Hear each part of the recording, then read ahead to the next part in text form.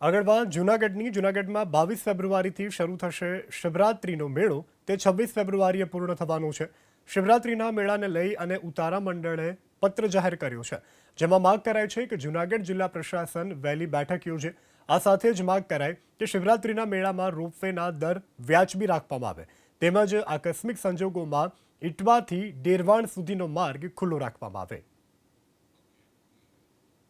મેળાની શુભ શરૂઆત થશે મહાવદ નોમ તારીખ 22/2/2025 ને શનિવાર સવારે 8 કલાકે સુદર્શન તળાવના જલથી સૂર્યનારાયણને જલાભિષેક કરી અને ભવનાથ મંદિરમાં જલાભિષેક કરી મેળાની શુભ શરૂઆત થશે અને મેળાની પૂર્ણાહુતિ મહાવદ તેરસ એટલે કે મહાશિવરાત્રિના પાવનકારી દિવસે તારીખ 26/2/2025 ને બુધવારે રાત્રે શાહી રવાડી અને ત્યારબાદ મૃગીકુંડમાં શાહી સ્નાન સાથે આ મેળાની પૂર્ણાહુતિ થશે।